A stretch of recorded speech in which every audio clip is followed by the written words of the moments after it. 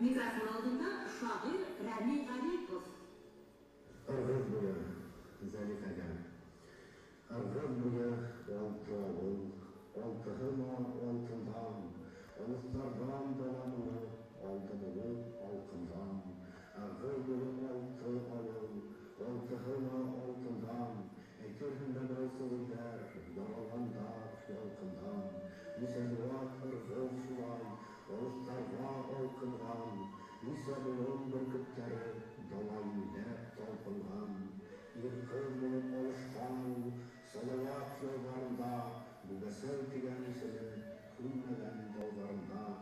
Müselvat ırgıl şulay, yaldırgandır yolkından, zamanlar etkenva, kılısındır olkından, kılıskayın asırları, kuru bolgan kından, batkan doğa damgalau, kangalau falkından.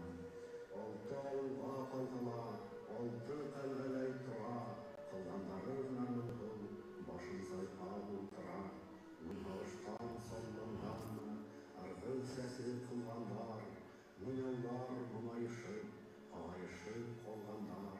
Nine gitti hediyeler, nine tılmay nikmeti, koylardım aygulaklar, koylardım kudayti. Kayıttılar, kayıttılar, kaygırmalık kılganlar, nikmeti der tılmağıla, tılır alı kolganlar. Argıl bile oltu alın, oltağıma oltından, oltular ok kulünde, nık kulünde halkından.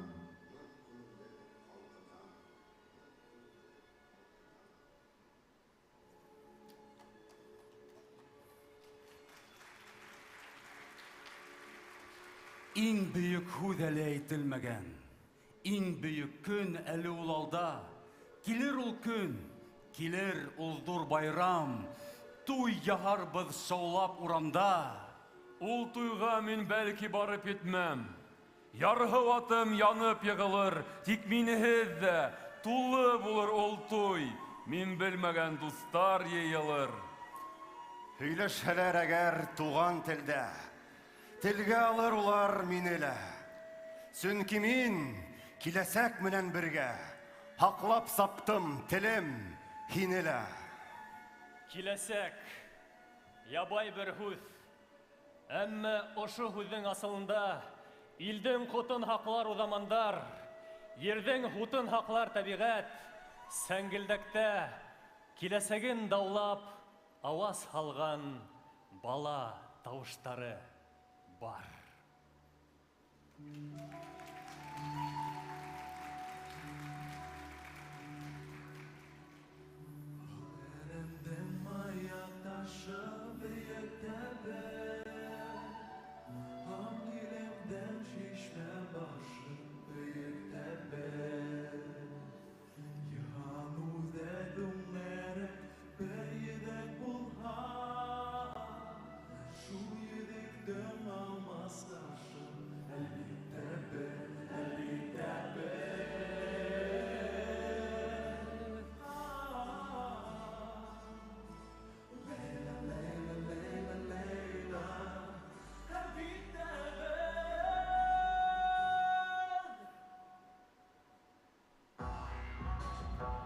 Киләсәк, Киләсәк ул мин.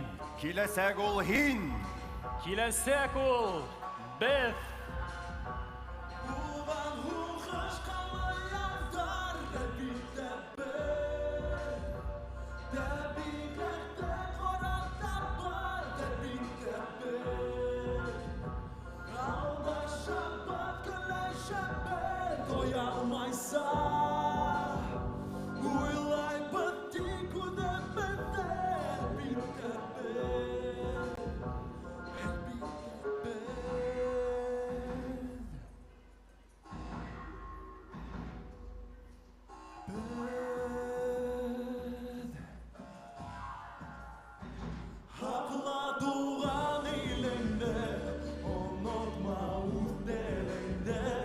Ile yuktan dele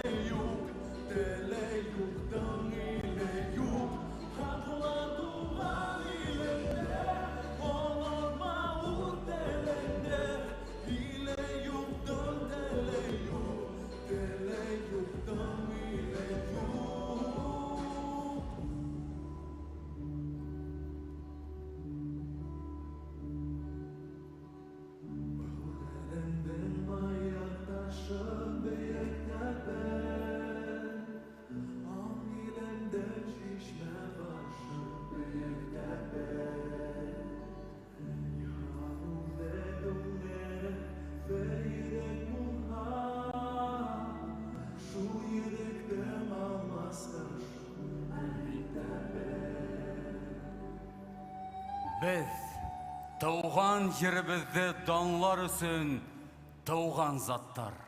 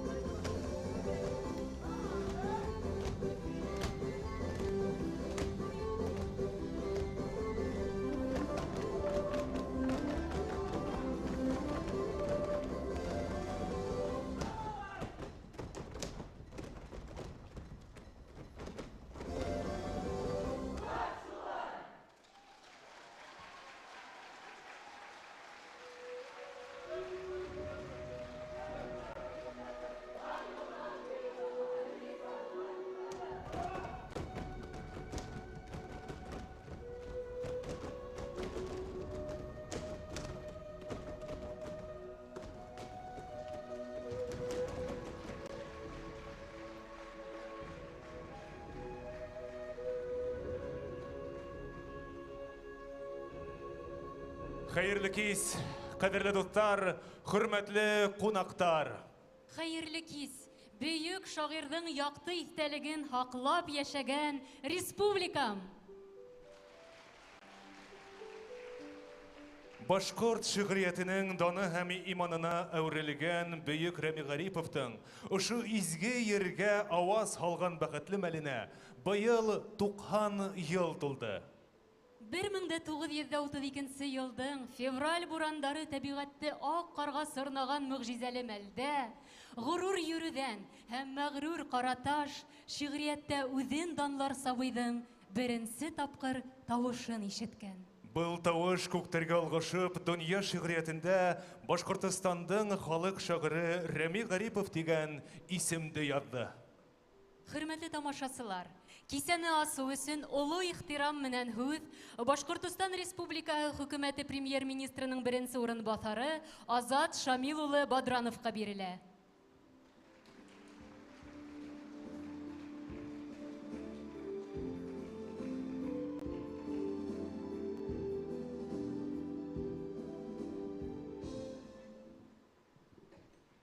Саламатсыз, кадерле достар, гимназистлар һәм Рәми Гариповтың ижадын пеюсилар. Хәерле кис. Мин һеҙҙе беҙҙең республиканың башлығыбыҙ исеменән һәм республикабыҙ хөкүмәтен исеменән ошо матур ижади кисәһендә тәбрикләйем. Һәм вакытығыҙҙы күп алмайым. Шуны ғына әйтәм, бик шатман, шатлығыма сиге юҡ. Сөнки быйыл Рәми Гариповтың исеме һәм ижады яңғырай, ҡаңғырай тип әйтергә була. Һәм шул ҡыуаныслы ололар да, йәштәр дә шул тиклем ихлас итеп йырҙарын йырлайҙар, шиғырҙарын һөйләйҙәр. Бына берме икеме адна элек Найля апай матур итеп йөрәк һүҙен үткәрҙе, рәхмәт ҙур итеп. Һәм шундай кисәләр булып торһон, кешеләр йөрөһөн, тыңлаһын. Беҙ күп кенә Рәми Гариповка арналған сараларды үткәрәбеҙ. Әйтергә кәрәк, күп кенә китаптары сығасаҡ быйыл. Һәм иң мөһиме, беҙ быйыл Рәми Гарипов тураһында киноны, фильмды көтәбеҙ. Булат Юсупов төшөргән.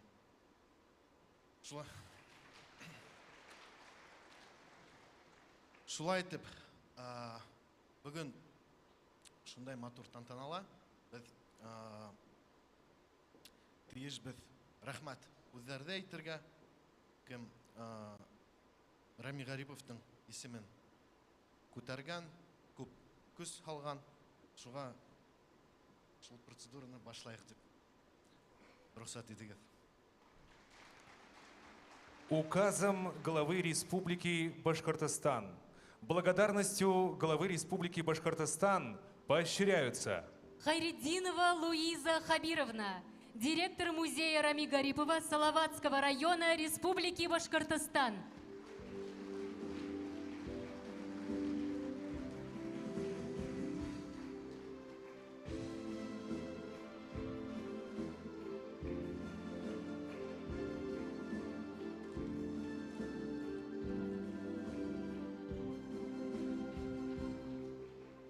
Саламатова Гульсасак Давлетбаевна, доцент кафедры режиссуры и мастерства актера Уфимского государственного института искусств имени Загира Исмагилова.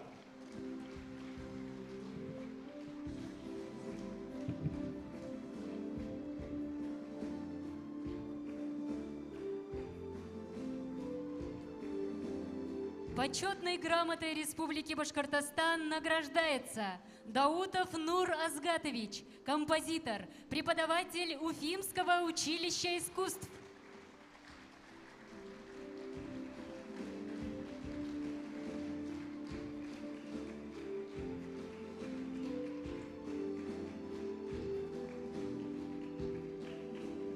Указом главы Республики Башкортостан орденом Салавата Юлаева награждается Валеев Ильяс Иштуганович, директор автономной некоммерческой организации Научно-исследовательский центр мустоеведения.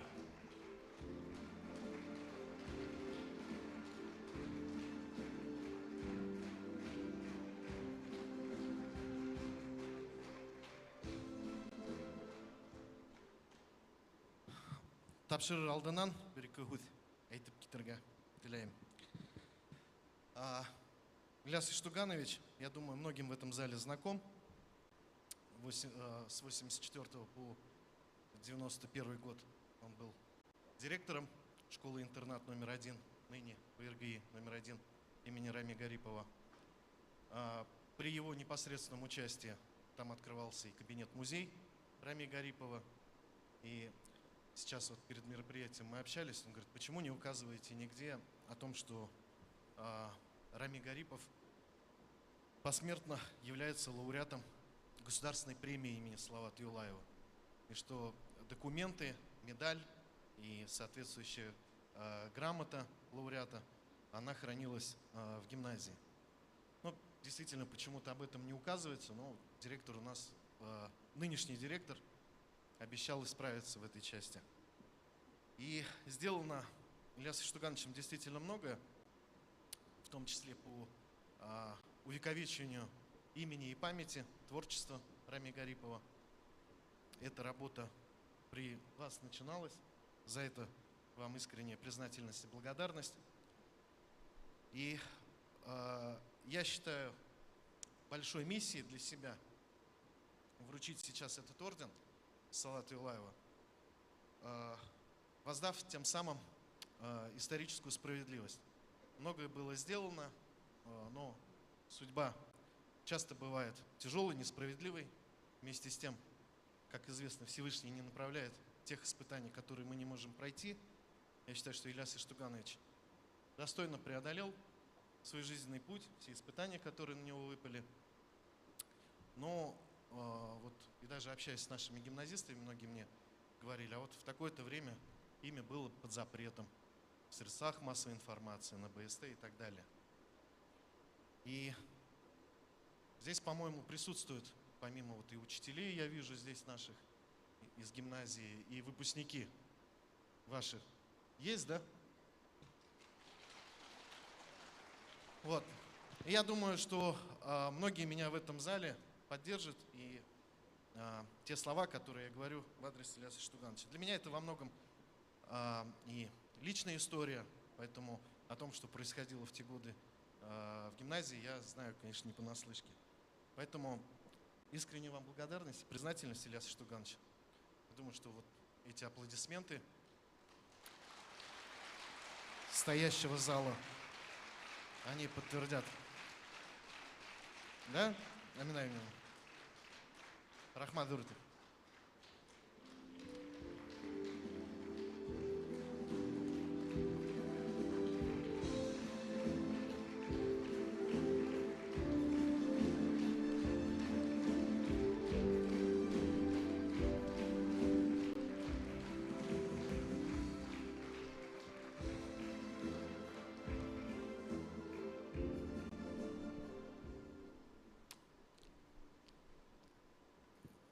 Еще пару слов хотел сказать. Ну, я о значении там Ильяса Иштугановича у себя в соцсетях тоже писал. И вместе с тем, я считаю вот эту историю важной. Даже не для Ильяса Иштугановича. Он свой жизненный путь, все испытания, которые на него выпали, он преодолел. Счастливый дедушка, отец, там, 3 детей, много внуков. Эта история, она важна для нас с вами. Поскольку, на мой взгляд, вот пока мы внутренне, как башкирское общество, не преодолеем такие внутреннюю недосказанность и какие-то конфликтные моменты, пока мы не отрефлексируем те вещи, которые нам порой неприятно слышать, когда говорят «башкорт, башкорташай», еще много каких-то вещей. И вообще для меня, наверное, этот год, он очень много за все эти 3 года, в принципе, и этот год особенно, и много мероприятий мои соратники знают, что много мероприятий у нас направлены на такое мероприятие и посылы, энергия на примирение. Поэтому вот эта история, этот орден, он, на мой взгляд, важен вот поэтому для всех нас. Надеюсь, что я свою мысль смог до вас донести. Дурт рахмат Элге. Зур рәхмәт, Азат Шамил улы.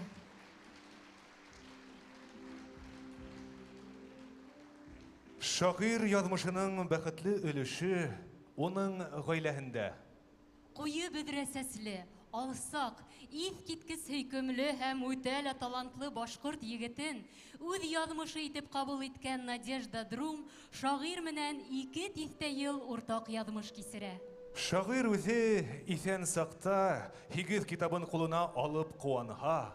Шагыйрьнең вафатынан һуң Надежда Васильевна Гарипова бөтә гомерен кадерле иренең иҗади мирасын хаклау һәм шигырьләрен китап итеп бастыру хәстәре менән яшәне. Рәми Гариповка ул ир катыны булып та, тол катын булып та хезмәт итте. Рәми Гарипов үз бала һөеп үстергән бәхетле атай. Балалары шагыйрь күңелендә горурлык һәм һөю хисен уяткан иң кадерле кешеләре. Балаларым, күзем каралары, балаларым, йөрәк яралары, калай һезде ташлап китәем, калай һезһез гомер итәем. Яздырһам мин ашар ашыгыздан, һыйпамаһам газиз башыгыздан, тамагыма ниндәй аш барыр, кара гына сәсем агарыр. Етемлекте мин үҙем күп татыным, мирас булып калмас ул алтыным.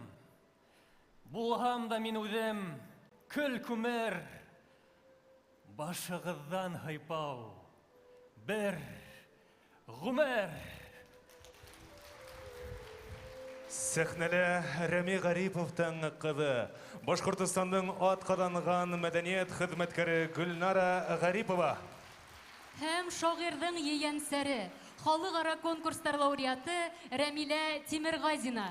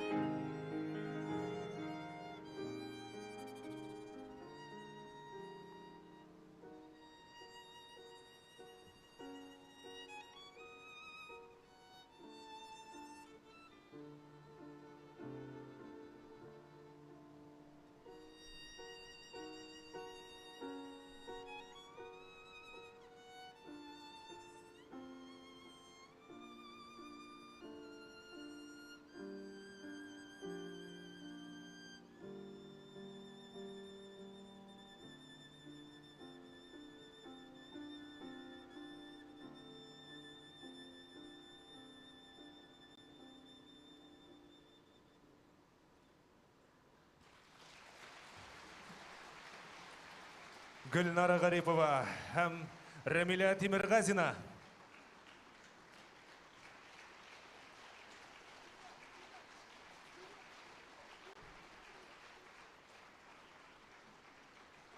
Рәмилә Тимергазина, Гүлнара Гарипова.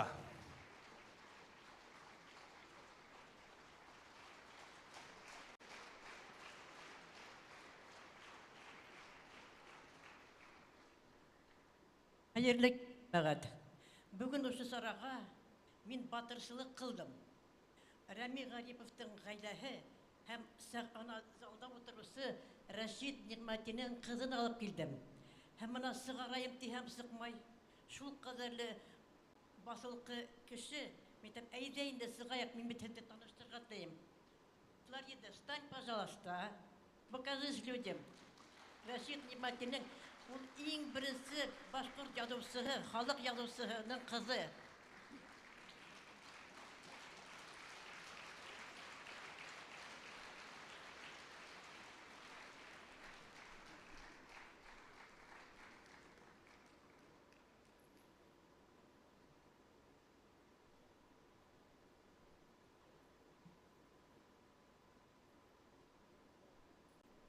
Безнең шәхесләрнең балалары, уларды без беләек, уларды хөрмәт итәек, уларның дандарына күмелеп яшәек, Алла бирһә. Рәшид Нигъмәтинең кызы Флорида. Оның Гариповтың ише улы бит бунда. Кайда ул? Улы. Рәми Гариповтың улы кайда? Менегез сәхнәгә. Менә шу кадәрле басылкы кешеләр атаһына охшагандар бит әле.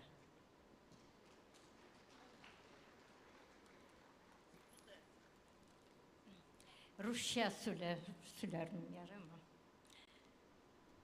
Я очень рада, что оказалась на этом вечере. Рами Гарипова я знала в молодости. Супруг мой Наиль Тибеев очень его уважал. Вот. У него трудная была судьба, трудно складывалась. Мы прослеживали это. Мы видели, как это происходило. И вот однажды при встрече долго разговаривали, и потом, когда разошлись, Наиль, супруг мой, говорит: это наш Пушкин. Это наш Пушкин. Зур рәхмәт. Лирика, его отношение к своей Башкирии, Башкортостану, его любовь к своему народу, она вся в его поэзии. И я, как дочь тоже поэта, я вас благодарю за память, за то, что вы пришли и такой чудесный вечер устроили. Спасибо. Большое спасибо за теплые слова. Рәшид Нигъмәтине безнең Маяковский дип йөрткәннәр заманында. Зур рәхмәт, елы хүдәргә дәсен инде урындарыгызды залдан алуыгызды һорайбыз. Рәми Гариповтың бәхетле иҗади язмышында тагыла бер сагыу мизгел бар. Шагыйрь 1967 елның 1 сентябреннән яңа гына оештырылган Башкортстан кызы журналының яваплы секретары дип тәгаенләнә. Бүген 55 еллык тарихы булган бұл журналды үзенең таланты һәм атайсал хәстәре менән киң халык араһына Рәми Гарипов үзе җитәкләп алып сыга. Һәм кыска гына гомеренең 5 елын ошо журналды үстерүгә, яклауга, хаклауга һәм данлауга кора. 1970 елда Башкортстан кызы журналында Рәми Гарипов үзләренә Хөсәен Әхмәтов иҗат иткән Ага һыуҙар йыры нотаһы менән батылып сыга. Һәм бүген тәүге тапкыр был йыр сәхнәнән яңгыраясак. Сәхнәлә Башкортстандың аткаданган артисы Гаяз Гаетбаев, аккомпаниатор Анна Ионова.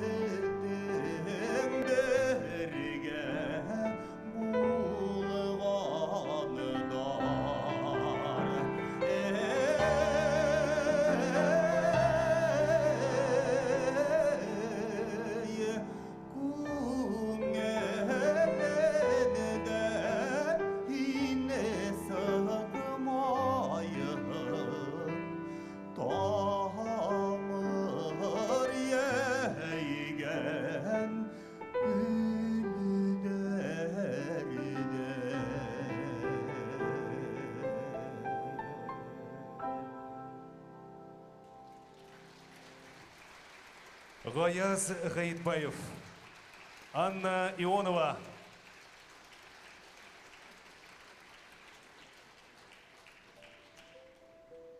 Рәми Гариповтың көндәлектәрендә ошондай һүҙҙәр бар.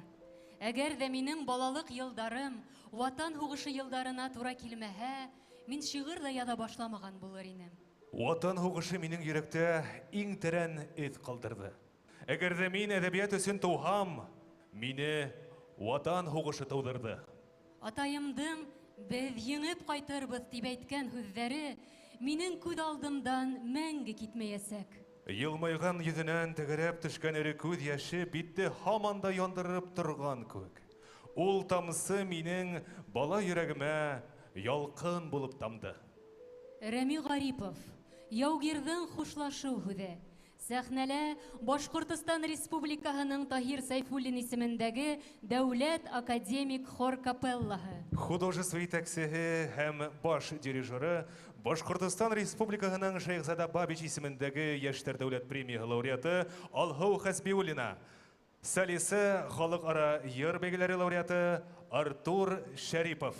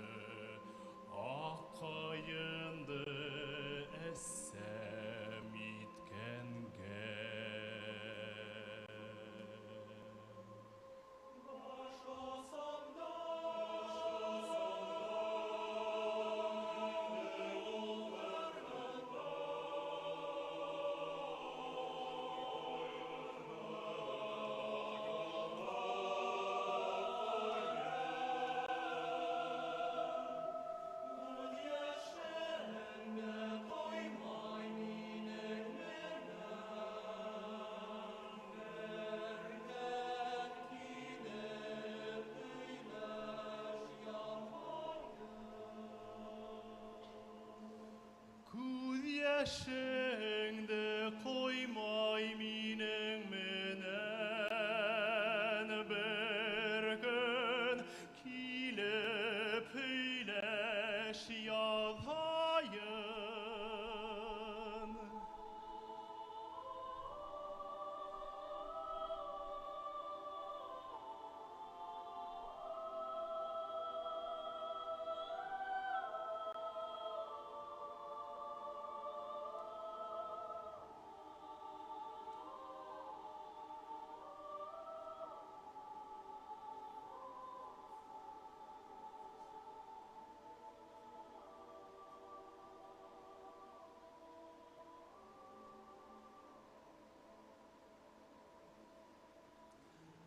Мин әйтермен сабы япрақ болып, бір генә синәй күз нурым.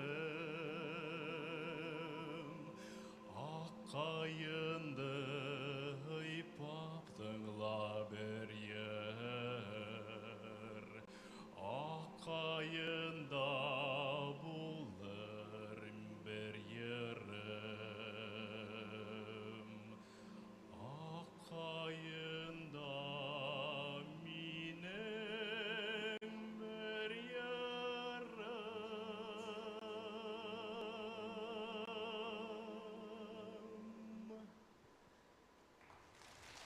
Артур Шарипов. Тахир Сайфуллин исемендәге Дәүләт академик хор капеллаһы.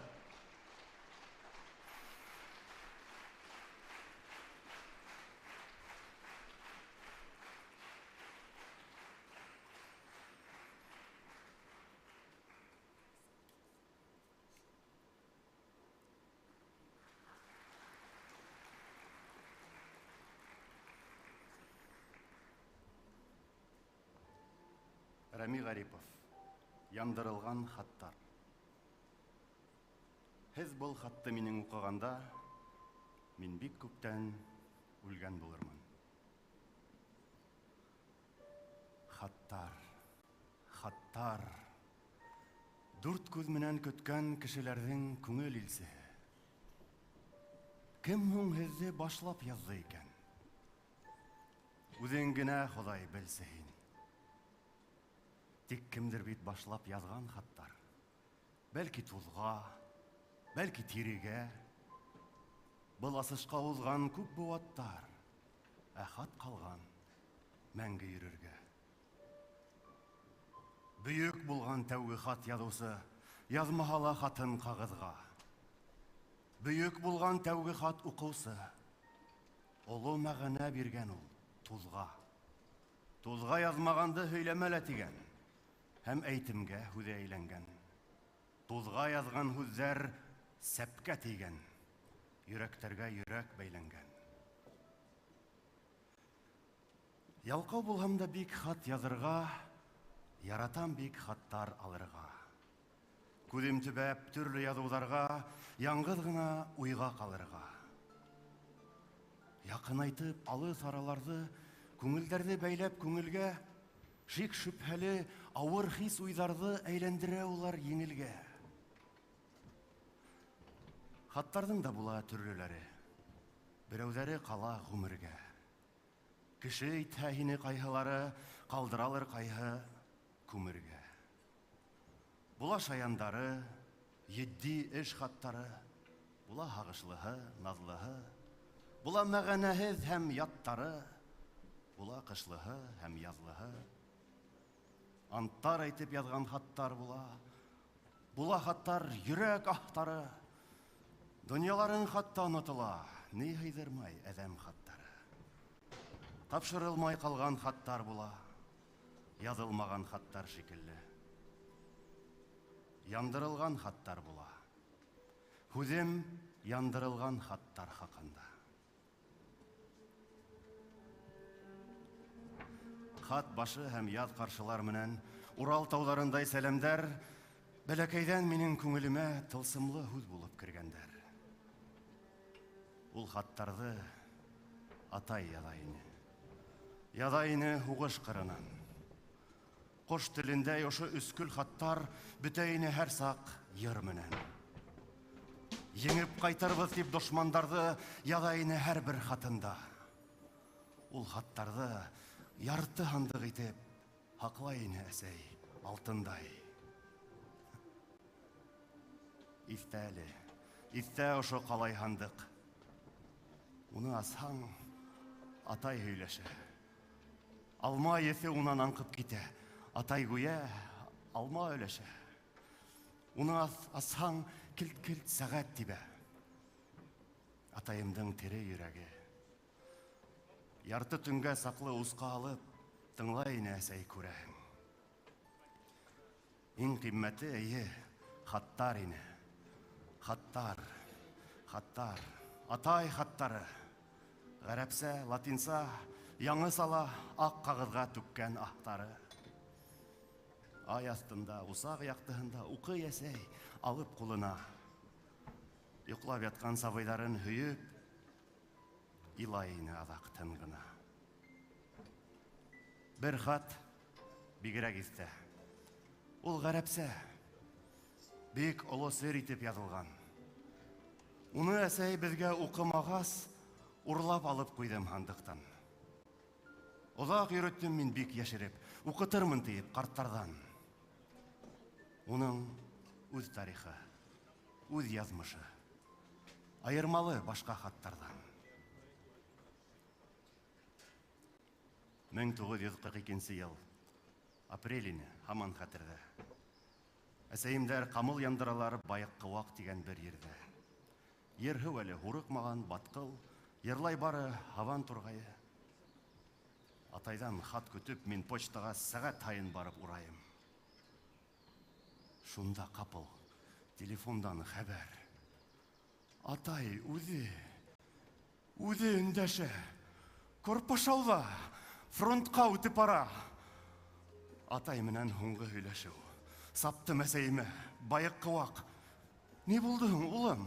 Әлі хат. Юқ, атайым үзе. Қайда? Корпашауда, қайда ат? Біз ауылға торда сап. Қаршы югіріше бүті ялан, бүті таулар, бүті батулар. Қаршы югіре бар юруден білге. Тын қытыла юрек ярхудан. Атайың хуң, неметіні, ұлым? Орай менен әсәй югіре атлай. Яқын бұлға, сақыр тіні атай. Қәсті атайымдың өз тауышы. Бек асықмай ағызмытей. Яқшы ұқы ұлымтей. Ярдам етеш инәйің әтей. Тағы неметей. Тәмәкі тартма ұлымтей. Тағы. Кішілердің бақсағына түшметей. Хин нетінің. Неместарды еңіп қайтығыз. Берлиндің ең бейік еріне, пажар харайының башына байрақ іліп қайтығыз тінім. Хантай, пажарныйда болдымы бейік ер. Еңәгіне шулай бейік ол. Ян фарманға сабып келеміндік сілсәуетке, почта йортына. Яғафәр, бұл енмі? Яғафәр, тим!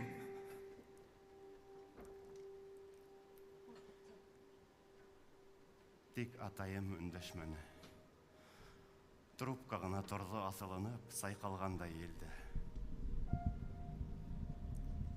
Әйнәйім сәсі тулған келеш, бірінсі қат, үкіп иланы. Илам. Атай ұдып кетті күн байышқа. Эшелондар тоқтап тұрманы.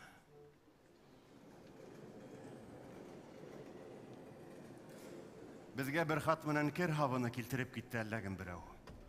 Шул хавындың ісіне яшеріп, атай құл сағатын алып еберген. Хуғыш бүтті. Еңі үкіні келді. Біздің атай хаман қайтманы. Қайтқан емеш дейіп түшті көрдік. Үнді ол хаман қайтманы. Аслық ені сағаты гіне қалды. Ул сағатты әсәй хатманы. Ул сағатты алып еліп қойды баш ұсына біздің ятқанда. Тик-тик депті үйрек. Кесен, түнін, таңдар атқанда. Халдаттар қайттылар. Қайғы құлғыз, қайғы аяқғыз. Қатта бейіштілер ағас аяқ мінен тұқ-тұқ келіп бейеу туйында.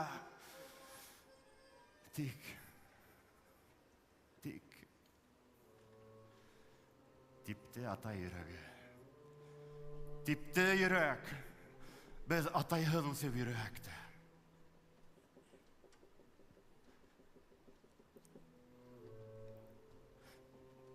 Көрменің ме ағай атайымды? Көрменің ме бабай атайымды? Көрменің ме апай атайымды? Мүхлис апай, ососы апай.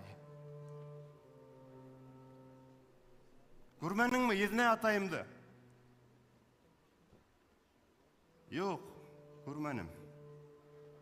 Қайтыр әлі, қайтыр дейнілер. Тик көздері шеклейнілер. Тик көздері яшлейнілер. Өздері атай қайтмағанға қас ғайыплейнілер. Қайтыр әлі, қайтыр дейнілер. Йондыздарын алып берділер. Бақсабызды хүріп берділер. Хыңар құлы менен хөйділер. Шәп кішейіне яғафәр дейнілер. Хөйленілер, бірге колхоз түзігендерін, комсомолға кіргендерін, партияға кіргендерін, бірге ердер хүргендерін, ойын күлкілерін, мұнасипті өз харығы менен ғайлап көлгендерін. Таһир ағайда,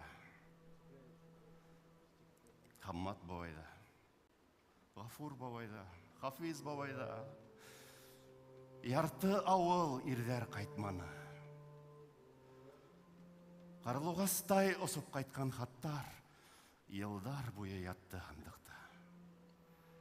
Күтә-күтә инәйлердің хуқырайлы көздері, әбейлер күтіп күмірейді, әсәйлер әбей болды. Күтті. Тик атайлар қайтманы. Қарлуғастай осып қайтқан хаттар, елдар бойы ятты хандықта. Булды ауыр хүздер ишеткенде. Атайың ул хайла білмеген. Үтә қызыл ине шул.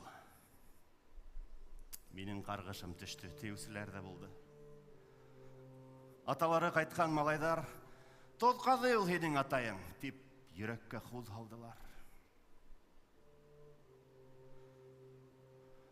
Ләкин біз үстік.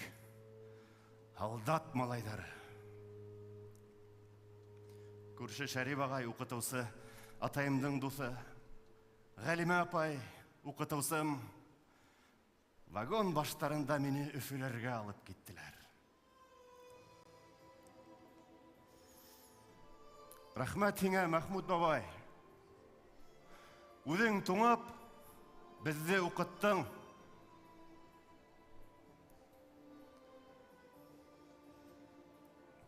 Хаттарды адақ әсейім, атайың өзі қайтмағас деп, янып тұрған мейіске ырғытты.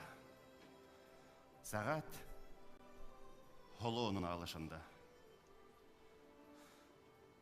Бір генә хат қалған. Не бары?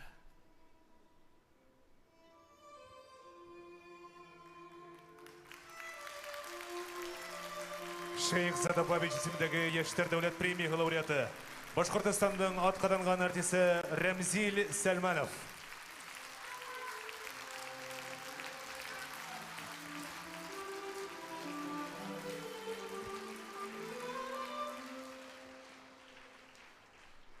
Рәми Гарипов үҙенең шиғырҙары менән талантлы композитордар Рафиҡ Сәлмәнов, Абрар Ғабдрахманов, Нур Дауытов, Роза Сәхәүетдинова, Хөсәйен Әхмәтов, Байрас Абдуллиндарҙың ижадтарын байытты. Уларҙың һәр береһе Рәми Гариповты хаҡлы рәүештә йырсы шағир тип атаны. Композитор Рафиҡ Сәлмәнов шағир һүҙҙәренә 15 йыр ижад итә. 1990 йылда шағир дуҫына арнап Рәми вальсын яҙа. Сәхнәлә премьера. Рояльда Башҡортостандың халыҡ артисы Индира Әсәҙуллина.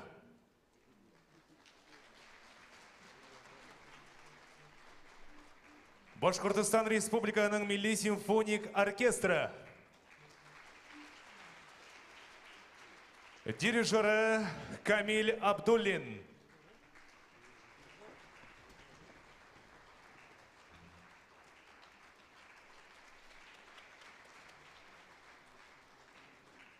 Рафиқ Сәлманов ижад иткән Рәми вальсы.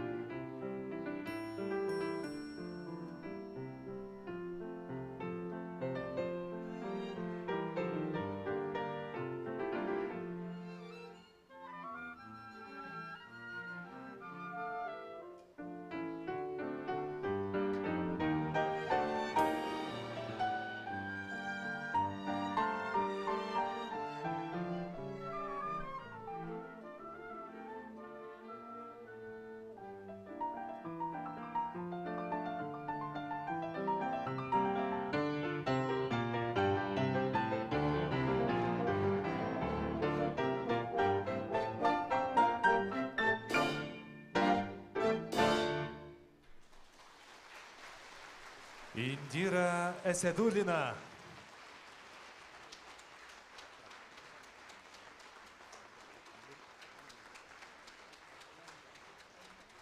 Индира Әсәдуллина.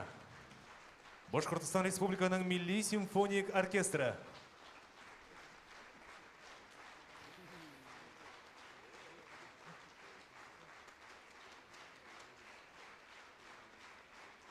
Рәми Гарипов хүҙҙәре. Абрар Ғабдрахманов көйө. Таңдағы йыр. Сәхнәлә халыҡара йыр конкурстары лауреаты Лиана Идрисова.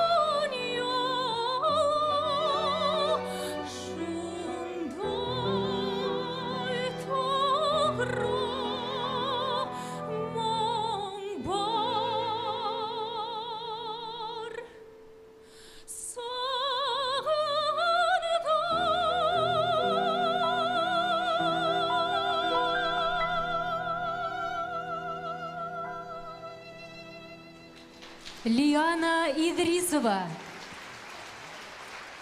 Башкортостан Республикаһының Милли симфоник оркестры.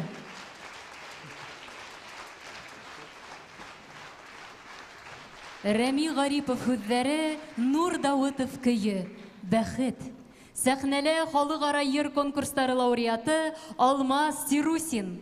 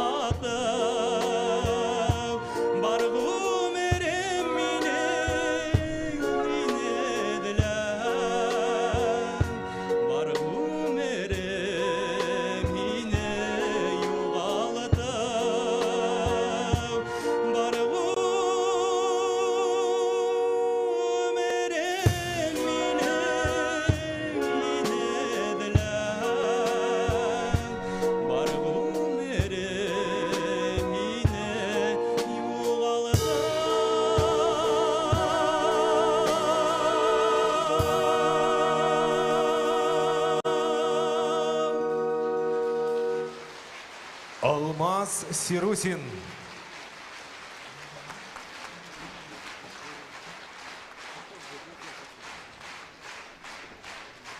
Рәми Гарипов һүҙҙәре башҡорт халыҡ көйө «Сыңрау тырна». Башҡортостан Республикаһының Таһир Сейфуллин исемендәге Дәүләт академик хор капеллаһы. Солисы, Бөтәрәсәй һәм халыҡара йыр бәйгеләре лауреаты, Башҡорт дәүләт опера һәм балет театры йырсыһы Аида Ғабделхақова.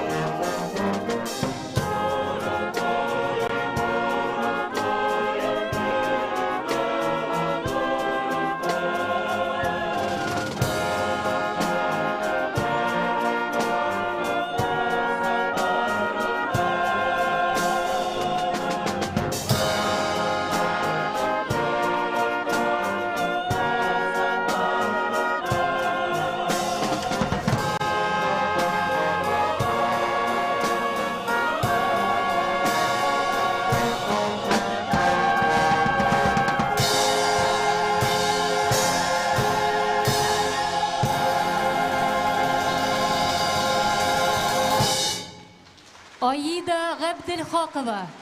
Тохир Сейфуллин исемендәге Дәүләт академик хор капеллаһы.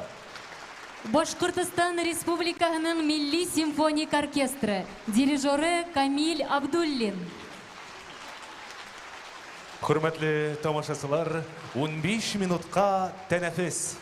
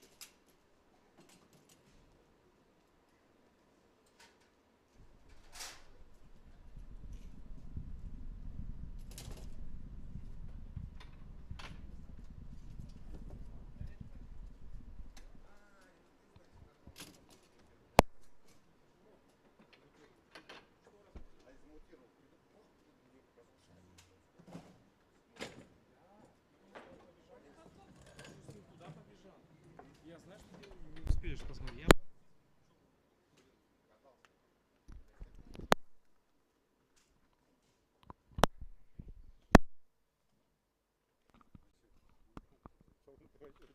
Сегодня был этот, да?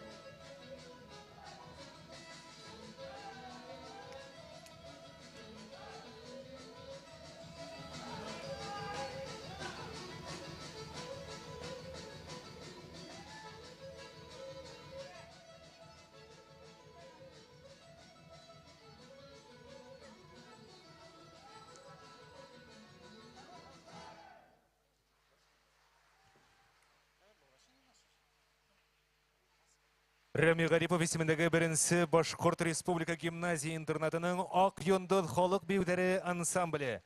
Етәкчеләре Алмаз Такалов һәм Башкортстанның аткаланган мәдәният хезмәткәре Рәис Низаметдинов.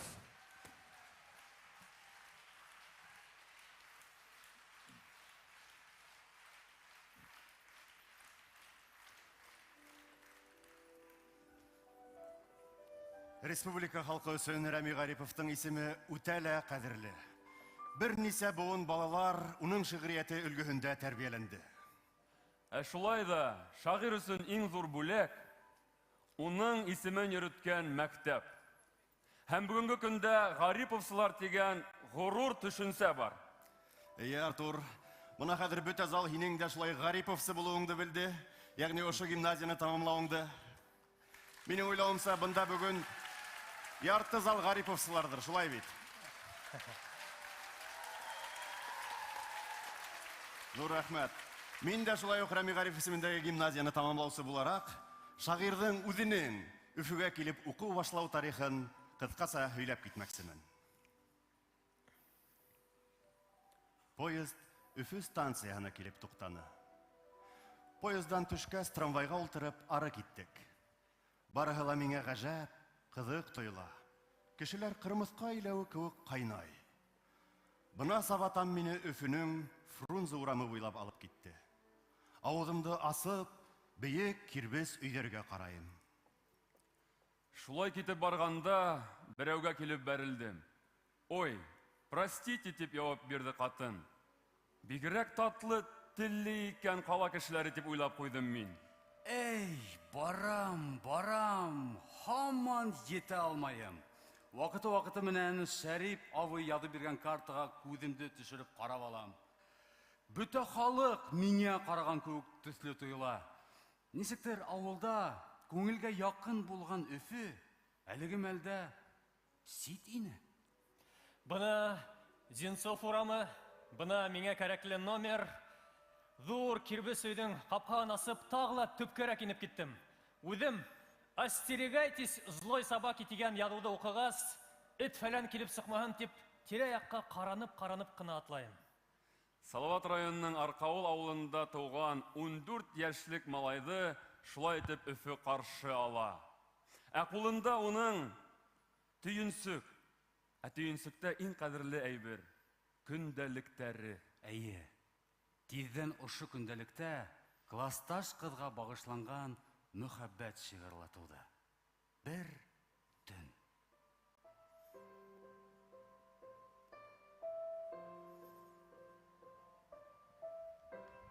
Бер төн ине. Бына хәтерләйем. Ай да сыккан тауҙар артынан.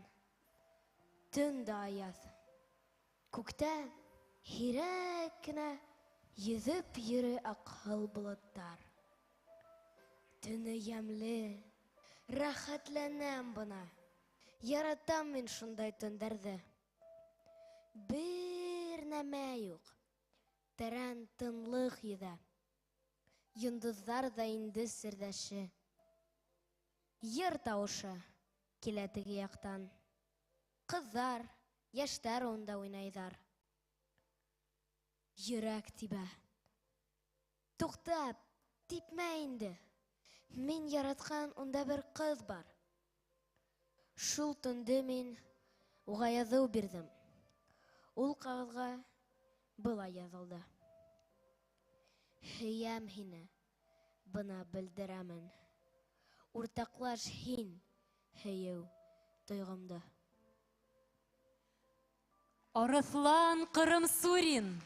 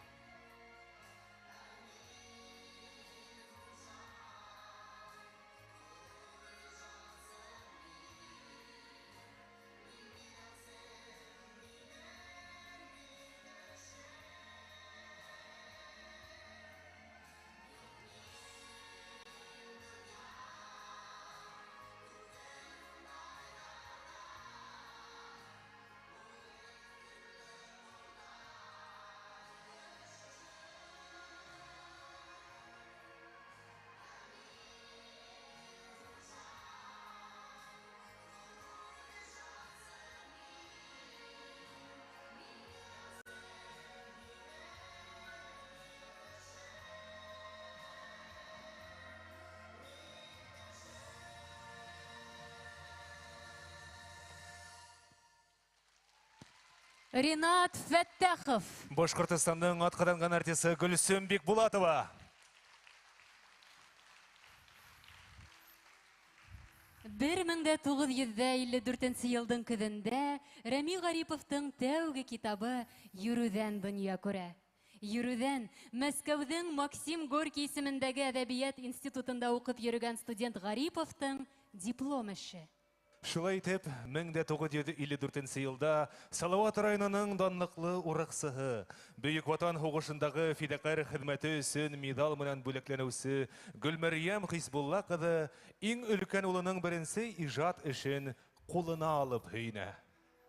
Бишегемде тирбәткән, мине эшкә өйрәткән ҡулдарың өсөн, инәй. Һәр саҡ тыңлап таң ҡалған, йөрәгемә моң һалған йырҙарың өсөн, инәй. Һине изге күрүҙән, бүләк булһын йөрүҙән.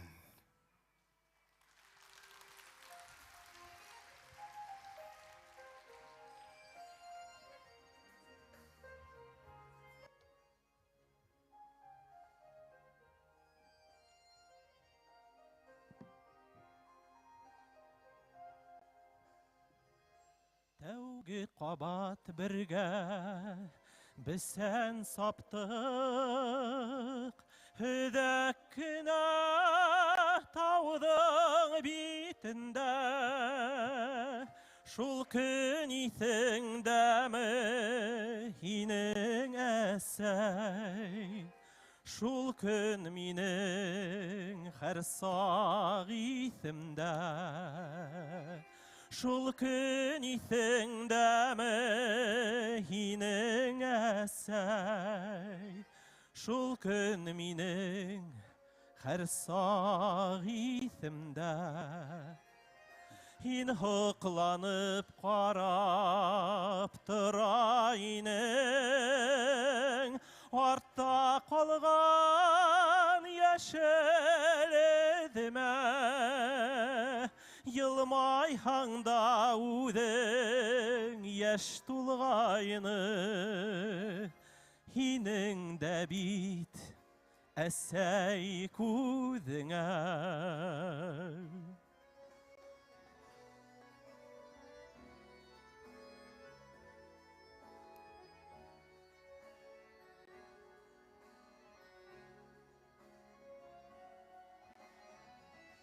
Атайың да шулай саба ине, был саҡлыла оҡшар икәнһең. Тик күрмәне атай шул эҙәрҙе, юҡ ине ул яуға киткәйне.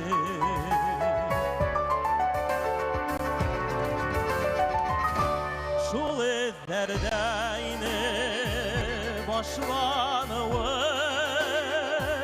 кескәй генә хеҙмәт юлымдың. Ул саҡ әсәй белмәйнем әле, алтын икәнлеген ҡулыңдың. Ул саҡ әсәй белмәйнем әле, алтын икәнлеген ҡулыңдың. Алтын икәнлеген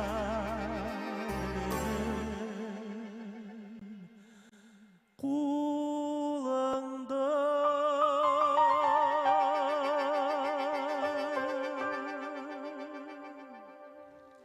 Башҡортостандың атҡаҙанған артисы Әлим Ҡәйүмов.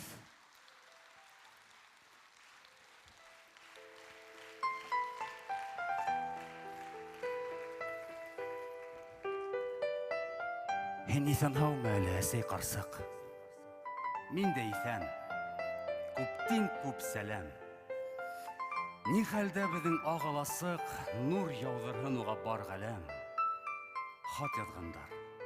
Эстән һыҙып ҡына, минең өсөн бик тә көйөнөп, йыш сығармы икән юл сатына иҫке еләнеңде кейенеп. Күздеріңе эңер қарахында бір үк мәхшәр имеш күрінәр. Кімдір имеш, ескі янжалында хәньяр қадай күңілім түрінәр.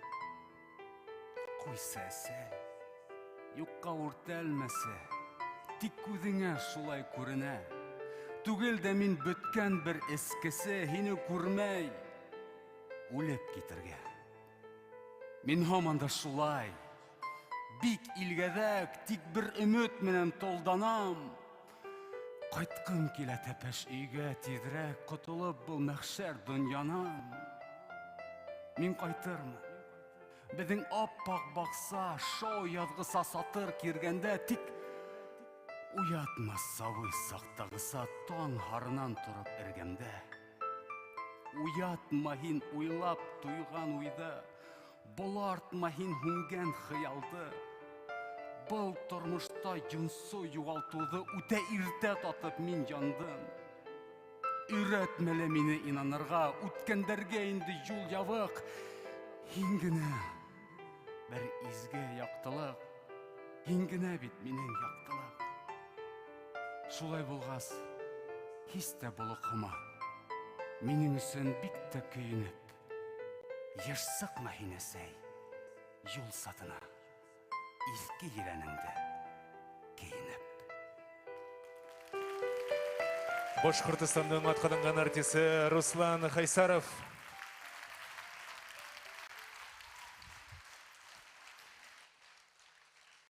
Тәржемә ғәҙәттән тыш ауыр ижади эш. Уға тотонған кеше бик белемле булырға тейеш. Бәлки уның авторҙың үҙенән дә белемлерәк булыуы шарттыр, дип яҙа 60 шағирҙың 300-дән ашыу шиғырын башҡорт теленә тәржемә иткән Рәми Ғарипов. Сәхнәлә Башҡортостандың атҡаҙанған артисы Фирғәт Ғарипов.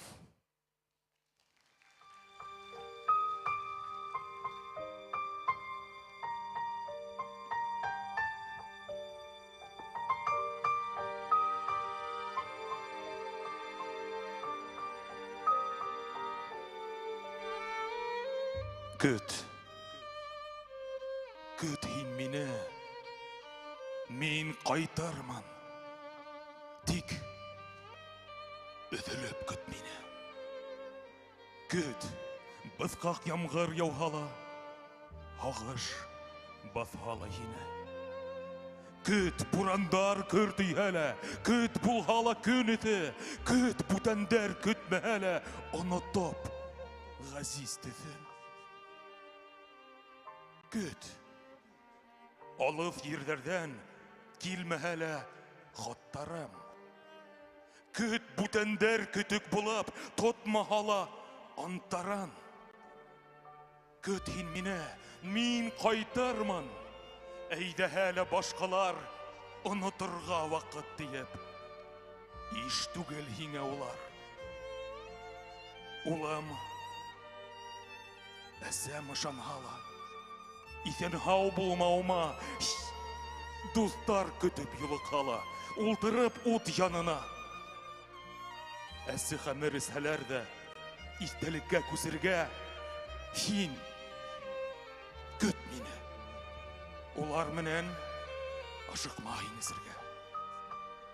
Көт һин мине, мин ҡайтырмын, бар үлемгә үс итеп. Көтмәгәндәр генә әйтер, был ҡөҙрәттең көсө тип. Көтмәгәндәр аңлай алмаҫ. Ҡайҙан алһын ул аңды, көтөүҙәрең менән мине уттан тартып алғанды. Ҡалай иҫән ҡалғанымды һин дә үҙем белермен. Һин бит бер кем көтмәгәнсә көтә белдең, тейермен.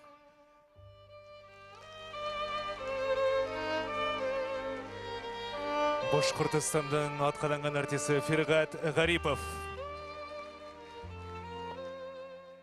Рәми Ғариповтың тыуыуына 90 йыл тулу айҡанлы Башҡортостан халҡы матур ваҡиғаның шаһиты буласаҡ. Режиссер Булат Юсупов етәкселегендә иҗади төркем беренче республика трилогияһының 3-нче өлешен Шагыйрь көндәлеге фильмын киң экрандарга сыгарасак. Хәзер һеҙҙең игътибарға фильмдан кескәй генә өҙөк. Көндәлек яҙыу минең ғәҙәтемә ингән. Быны нисәмә йылдар мин көндәлек алып барам. Кем белә, бәлки уны мин йәшәүдән туктагансы ла дәвам итермен. Человек, у которого нет молодости души, писателем стать не может. Писатель тот, кто постоянно всему удивляется, находит что-то новое. Минең үҙ күҙем, үҙ һүҙем бар. Мин үҙемсә күрергә, үҙемсә әйтергә хаҡлы. Тик мин уны насар әйтергә генә хаҡһыҙмын. Пряный вечер. Гаснут зори.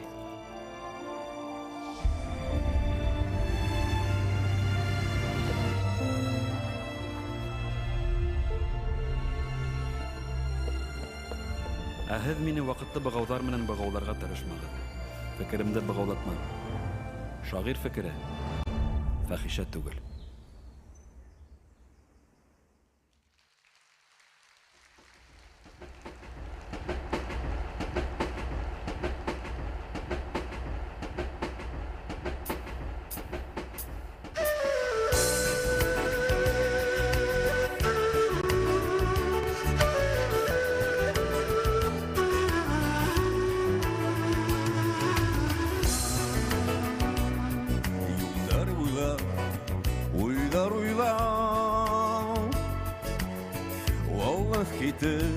Барғанда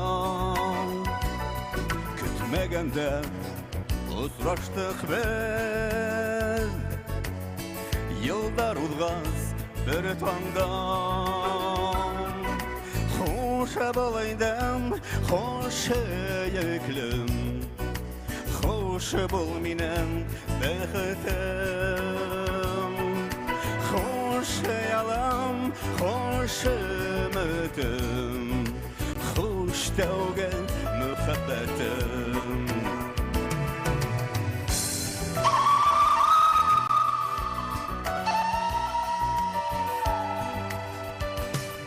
Görüşmeni, hüyleşmeni, boyuz kulgalıp gittim. Tik yürekken yakın tavaş, Утла кузгалып киттем. Хош булайдым, хош йөклем, хош бул минем бәхетем, хош ялам, хош өмөтем, хош тәүге мөхәббәтем.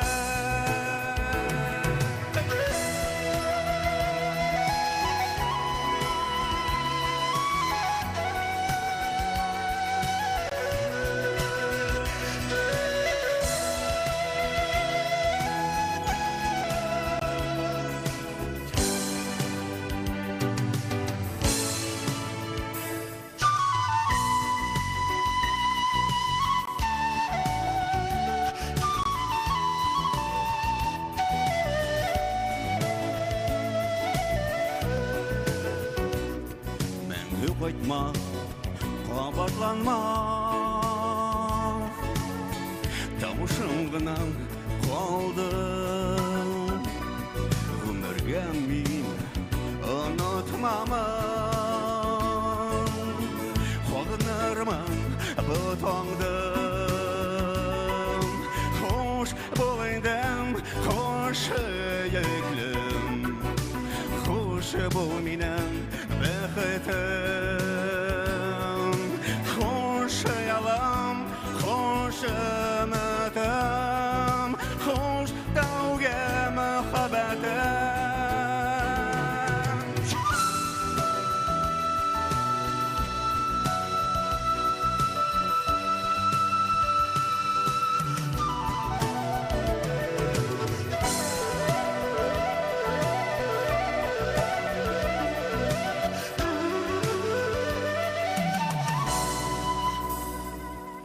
Башкортостандың халык артисты Азат Йыһаншин.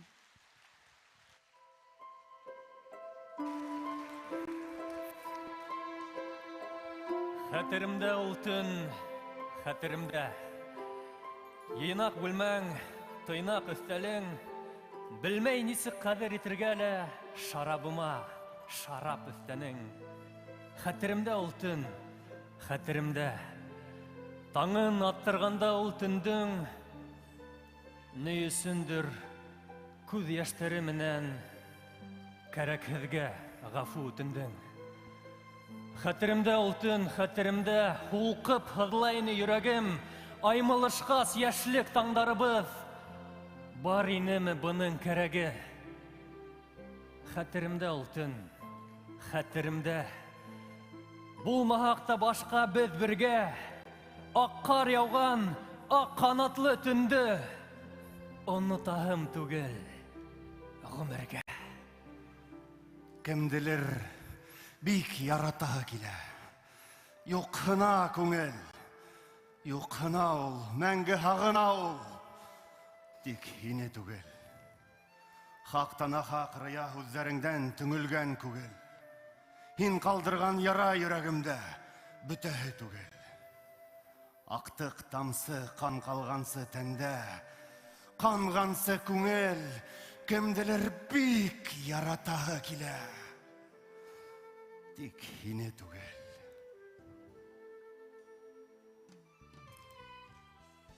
Беләм, һине һөйөү ул хыянат. Ул хыянат башҡа алдында.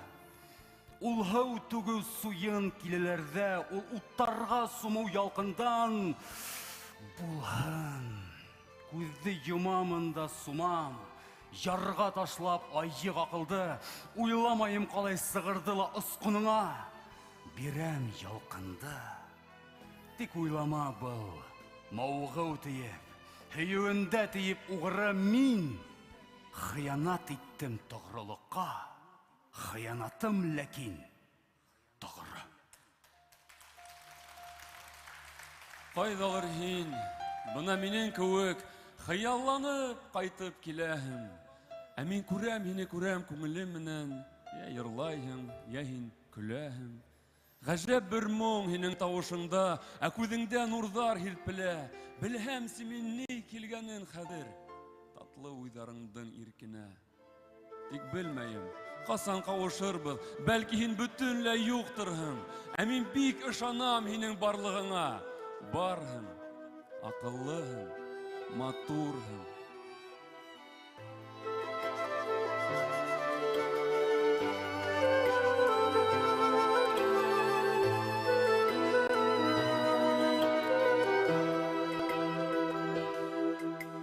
Ғүмерем буйы мин бит яңғыҙым, эҙләйем һине яҡты йондоҙом. Саҡыратағы алыҫ юлдарым, юлдашым минең йөрәк моңдарым. Юғалдың ҡайҙарҙа, юғалдың ҡайҙарҙа, һинеһеҙ йондоҙом. Юлым бик оҙон, тынғыһыҙ көндәрҙә йондоҙ, һыҙ төндәрҙә күрсе мин барым. Яҡтырт юлдарым минең йондоҙом, минең йондоҙом.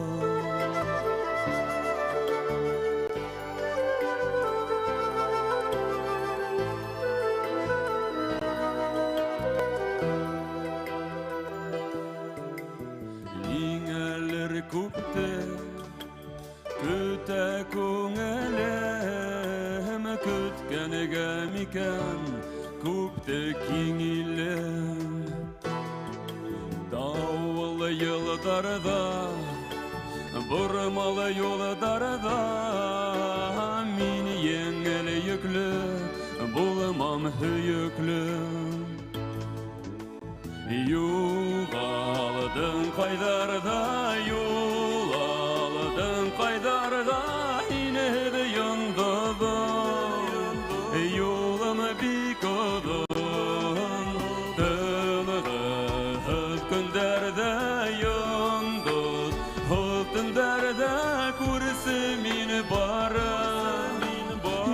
яқтырт юлдарым. Юғалдың қайдарда юл алдың қайдарда инеді юндыдың. Юлым бик ұзын, тынығыз күндерде юнды, түндерде көрсе мин барын. Яқтырт юлдарым, минем яндыгым, минем яндыгым.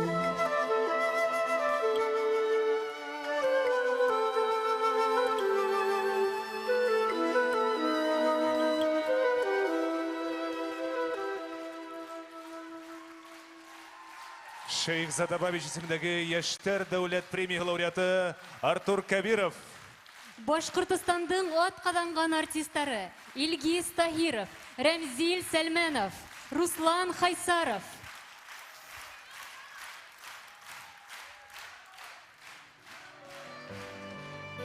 Шагыйрь киләсәкте хәстәрләп яшәне, киләсәк хакына яшәне. Һәм көндәлегенә килер бер көн. Һәм мин һуңгы башкорт кабере өстендә һуңгы курайсы уйнар көн алыс түгел дигән бысрак фикергә үз җавабымды бирәсәкмен дип язды. Сәхнәле Хөсәйн Әхмәтов исемендәге Башкорт дәүләт филармонияһының курайсылар ансамбле. Етәкчесе Рәсәй Федерациясының атқаданған Башкортостандың халык артисты Азат Айыткулов.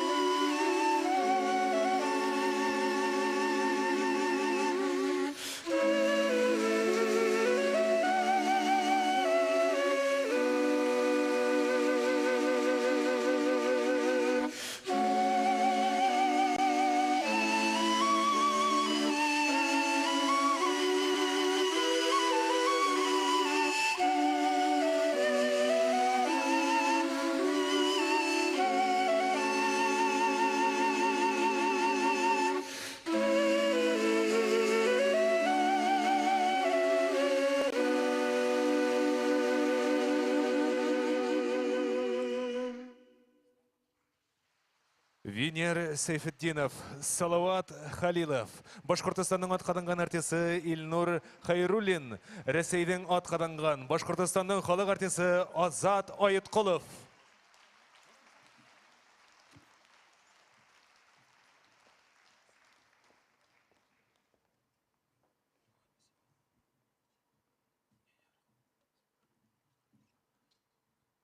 Китте. Курайсы дуз. Қуышымда ул қалдырып кетті құрайын. Сықматмы дей бірей күйі шында қау құрайға үріп қарайым. Yok. Мұңланмай құрай ят қолдарда мұңғау құрайда, қайғырмайда құрай, қуанмайда, yok білмей хейлей юрайда. Әлігіне, ниндей мұңлы ені, бір бүйік ені баяғы. Қадір өлді, үнхіз, хүзсіз қалды, жәнлі тарих, тылсым таяғы. Сыңырау тұрна қоқмай сыр қанатын, ұбылғандай бұлды уралым, қайтмас ерде қалды салауатым, қахым түрі қалды құралың. Көзден yazды Париж, кейін ұрамдар, сапмағандай ұнда башқұрттар, қалмағандай яугер одамандар, қарауан харай іші, таш йұрттар. Таумағандай бейеш азаматтар, язмағандай хаттар буранбай, ақмағандай хақмар ашқадардар, ятмағандай яйреп таш туғай. Хүймәгәндәй сая сәлимәкәй, көймәгәндәй яңғыз Зөлхизә. Қоңыр бұға юлы қайда екен, илсі қайса қайда илгиде. Қытқылдамай неңе қара тауық, қайда байық, басқан ерде айық, басқан ердейді ұт қалғын. Yok. Үндәшмәй құрайсығып. Құрайсығып үнхіз бұл құрай. Түтін үріп сірәкейдігіне қауып сығарға ол ярай. Тоқта. Кетәң дәйін қауышымдан, тұрмышымдан кетме. Құрайсым. Көңілім бит мәң мұңдарыңа мәңгілік бір ғұмыр юрайсы. Ресейдің һәм Башқұртстандың халық артисі Хурматулла Утәшев.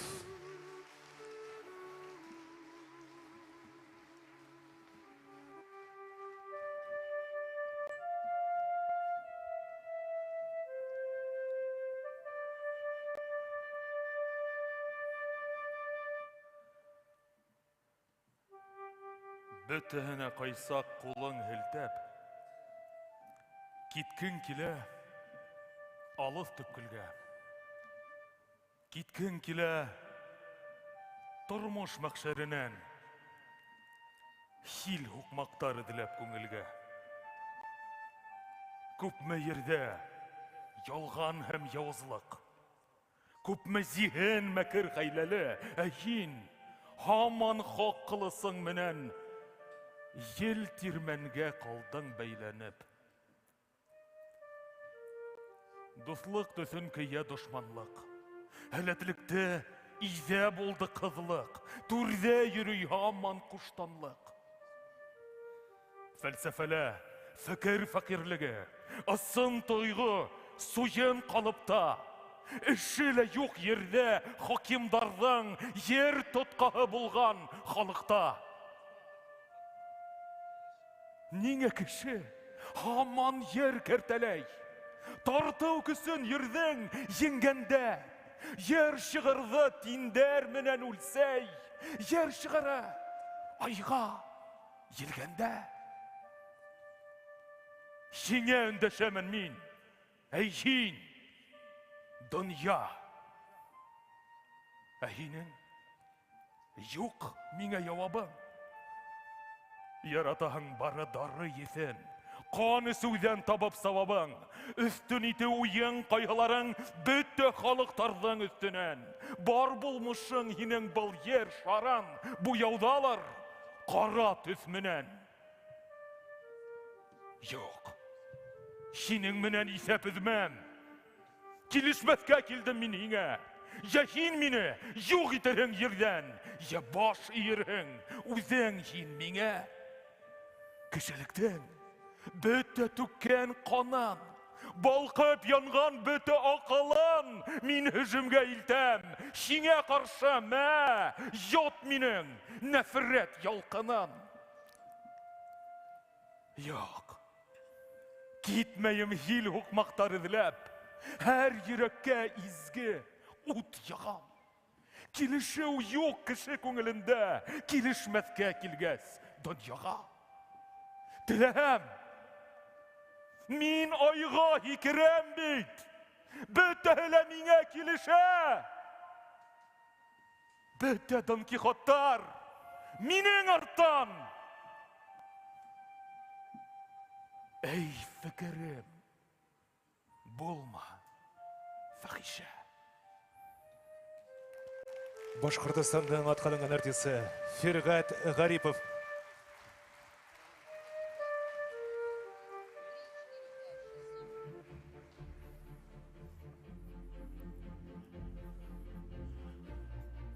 Дантес кулы менен атты батша. Бу аттардын бүйүк йырсыһын, тик бу аттар куәтләне генә, куәтләне көмеш йырсыңын.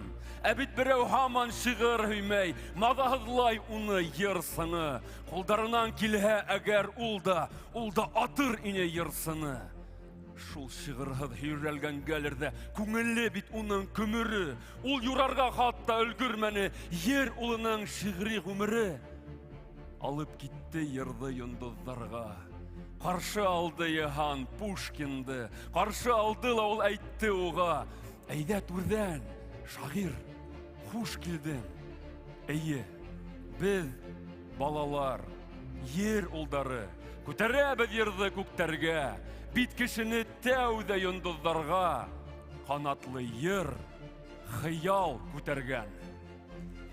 Шейх Задабович исемдәге Йәштәр дәүләт премия лауреаты Артур Кабиров.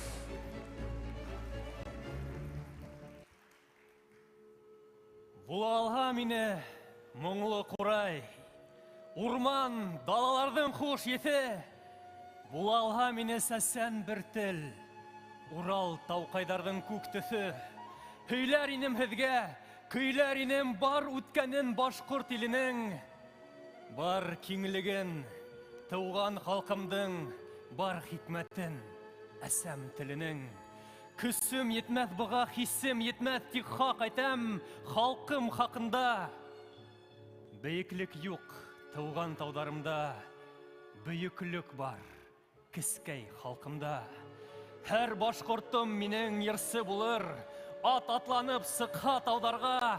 Һәр башҡортом минең батыр булыр, ҡорал алып сыҡһа яуҙарға.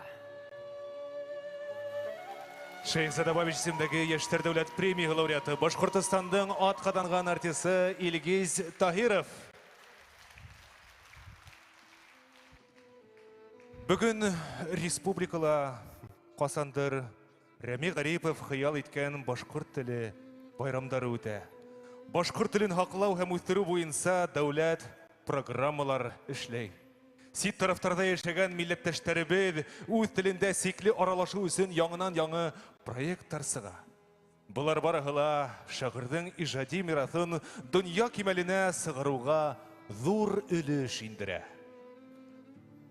Үтер йылдар, үтер күп быуаттар, һәм асылыр яңы донъялар. Беҙҙең тарих, беҙҙең әкиәттәр тарих биттәренә оялар. Был тарихты уҡып киләсәктә рәхәтләнеп бәлки көлөрҙәр. Ә кем белә, бәлки беҙгә кире ҡайтыр өсөн һағынып йөрөрҙәр. Һағынмаһалар ҙа һоҡланырҙар. Ниндәй көс тип, ниндәй батырлык, шул батырлык беҙҙең матурлыҡта. Ә бит ҡабатланмай матурлык.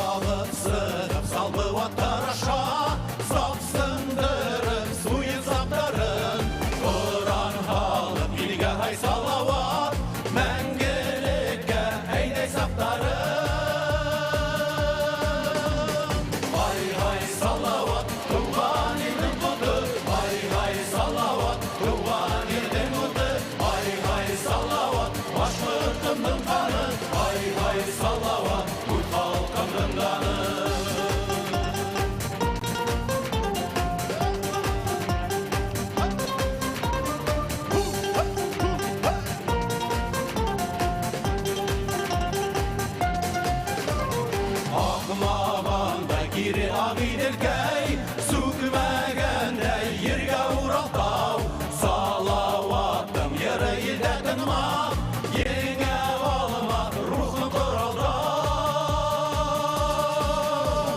Ай-ай салауат, туған елдің құлды. Ай-ай салауат, туған елдің мұлды. Ай-ай салауат, башқұртымның қаны. Ай-ай салауат, ұлт халқымның қаны.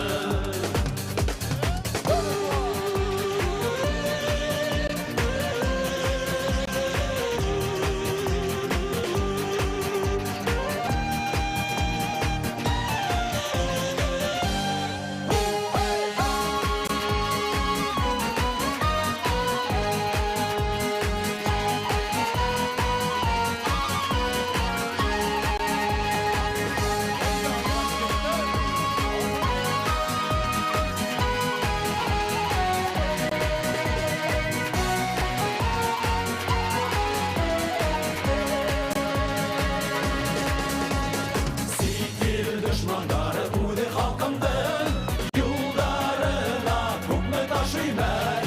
Батшаларға башын имәгәнді, сидияттарға башқұрт башыймәк.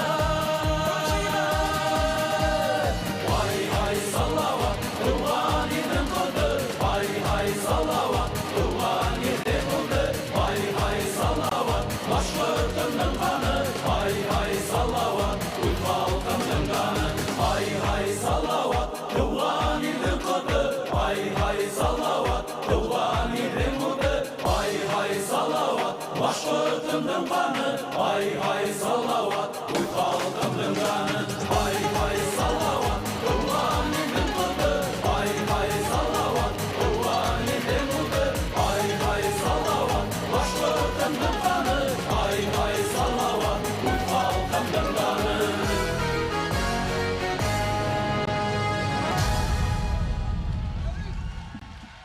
Караван Харай фольклор эстрада төркеме. Етәксеһе Башкортостандың халык артисты Вилдан Яруллин.